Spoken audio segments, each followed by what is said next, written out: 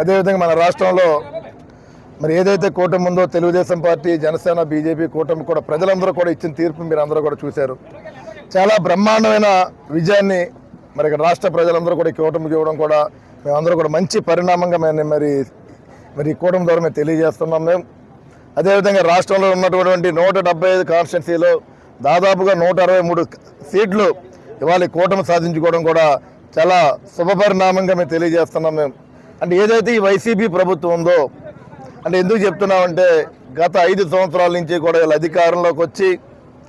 ప్రజల్ని అన్ని రకాలుగా కూడా మోసం చేసి ఒక కక్ష సాధింపు రాజకీయాలు, ఎక్కడ అభివృద్ధి లేదు, మరి ఏ రకమైన కూడా ప్రజలకి మంచి చేసే విధంగా కూడా ఈ ప్రభుత్వం లేని పరిస్థితుల్లో అలాంటి ప్రభుత్వాన్ని ప్రతిపక్ష హోదా లేకుండా కూడా వాళ్ళు ప్రజలు ఇచ్చిన తీర్పుని మరి రాష్ట్ర ప్రజలందరూ కూడా మరి మంచి శుభపరిణామంగా మరి మేము జనసేన పార్టీ నుంచి అదేవిధంగా ఈ కూటమి నుంచి కూడా మేము తెలియజేస్తున్నాం. మేము మరి ప్రజలందరూ కూడా మేము ప్రత్యేకంగా ప్రతి ఒక్కరికి ఈ కూటమికి సహకరించిన ప్రతి ఓటర్కి కూడా మరి ప్రత్యేకించి పేరున హృదయపూర్వక ధన్యవాదాలు తెలియజేసుకుంటూ రాబోయే 5 సంవత్సరాల్లో ఆంధ్ర రాష్ట్ర ప్రజలకి ఒక మంచి ప్రభుత్వాన్ని మరి చంద్రబాబు నాయుడు గారి నాయకత్వంలో మా నాయకుడు ఏదైతే ఈ కూటమికి మూలకారకుడైనటువంటి పవన్ కళ్యాణ్ గారి నేతృత్వంలో ఈ రాష్ట్రానికి ఒక మంచి పరిపాలన అందిస్తామని చెప్పి ఈ సందర్భంగా మేము తెలియజేస్తున్నాం. అదేవిధంగా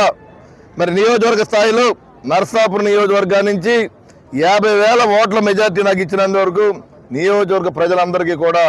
ప్రతి ఒక్కరికి హృదయపూర్వక నమస్కారాలు తెలియజేసుకుంటూ నియోజకవర్గ ప్రజలందరికీ కూడా మరి పేరున ధన్యవాదాలు తెలియజేసుకుంటూ మీ అందరికీ కూడా మరి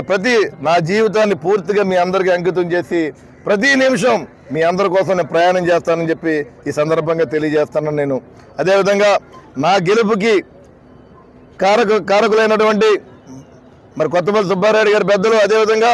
తెలుగుదేశం పార్టీ నాయకులు, బీజేపీ నాయకులు ప్రతి ఒక్కరికి జనసేన పార్టీ కార్యకర్తలందరికీ కూడా హృదయపూర్వక ధన్యవాదాలు తెలియజేసుకుంటూ మనందరూ కూడా